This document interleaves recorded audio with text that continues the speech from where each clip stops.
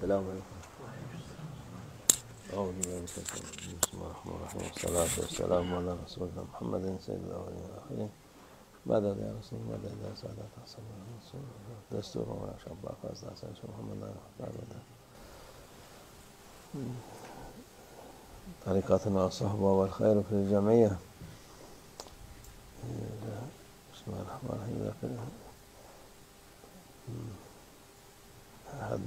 Kur'an-ı Azim şu anda ayeti tam getiremedim de ve eve geldiğiniz vakit Allah Almighty speaks in the Holy Quran about good manners, and He mentions in this verse, which I'm unable to quote right now, about the good manners when entering a house. O evden izin isteyin. In this divine verse, Allah Almighty reveals that before entering a house, you should ask for permission. Girmek için izin verirlerse girin diyor. And you shall only enter if you are given that permission to enter the house. Allah Azze ve Celle vermezlerse fansarifu diyor. Oradan gidin. If you are not given permission to enter their house, you should not insist on entering, but you should just go away. Çekilin, illa ısrar edin demiyor Allah Azze ve Celle. Allah Almighty does not say insist in getting into the house. Do not be stubborn. If you are not given the permission, you should just leave. Kur'an-ı Azimüşşan'da edeb öğretiyor insanlara. In the Holy Quran, Allah Almighty teaches humanity good manners. Hem edeb öğretiyor, edeple beraber insanlık. Edep demek, insanlık demek. Allah Almighty teaches humanity adab, the good manners and good behavior, and with good behavior comes humanity. Adab means good behavior, which means to be human. Edepsizlik demek, artık ne dersen de onu. To not have adab, to not have good manners or good behavior, means to have lost one's humanity, and you may call it whatever you like, but that is not humanity. Onun için tarikat ehli bahusus buna dikkat etmesi lazım. As followers of the tariqah, we must pay attention to good behaviors and good manners particularly. Bazı yerlerde edep lazım. Her tarafta edep lazım ama bazı yerlerde daha fazla. We need to preserve good manners and show good manners and good adab everywhere, but there are some places where we must pay attention to our behavior meticulously. Mühimdir. Burası değil, evin hürmeti var, var, onu hem one aspect of good manners is to respect the honor of the house.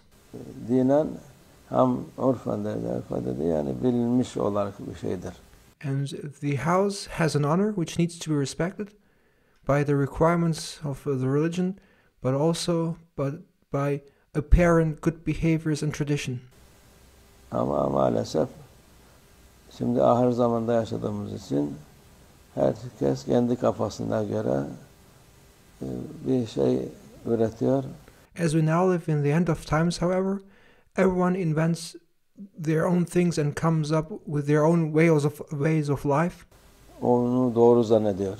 And they think that the way they act is correct. Doğru olan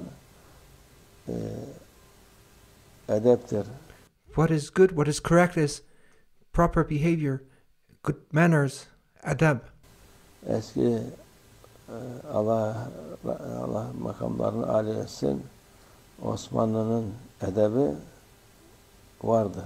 In former times, the Ottomans, may Allah Almighty be pleased with them and increase their station, they were the ones who did have good manners and who had adab. Osmanlı'dan sonra edep kalmadı. After the Ottomans, there was no adab any longer. Haya kalmadı. Their people lost their shame and dignity. Peygamber en son işte bu kalkacak dediği şeylerden biri onlardır. And this is something our beloved Prophet, peace and blessings be upon him, has warned us about, that in the end of times people will lose their shame or dignity. Onun Peygamber sallallahu aleyhi ve sellem dediği zahir oluyor. The sacred blessed words of our beloved Prophet, peace and blessings be upon him, are manifesting. O mübarek sözleri o emir olarak almak lazım. We must appreciate and honor the words of our beloved Prophet, peace and blessings be upon him, as commandments, as orders. Tarikat sahiplerine bahsus. Onun için And this applies to especially the followers of the tariqah. ne gibi şey varsa öğrenmek lazım. And we must constantly learn about these things. Osmanlı dediğimiz gibi kitapta çıkarmış. The Ottomans, for example, they even wrote a book about good manners, about adab. Bu edep, irfan diye kitap, nasıl davranılacak, nasıl edilecek diye. And they wrote down the etiquette and the protocol and the guidance of good behaviors and good manners, İnsanlara şaşırmasınlar diye iyi kötüyü so that people may not be misguided, but they may distinguish between right and wrong. gösteri kitap çıkarmışlardı. Tabii şimdi dediğimiz gibi ondan eser yok.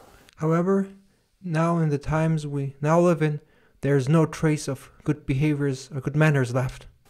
Allah onlardan razı olsun. May Allah Almighty be pleased with them, with our ancestors, İnşallah onların yolundan gitmeye nasip etsin hepimize. and may Allah Almighty enable us to follow in their footsteps and to follow their way.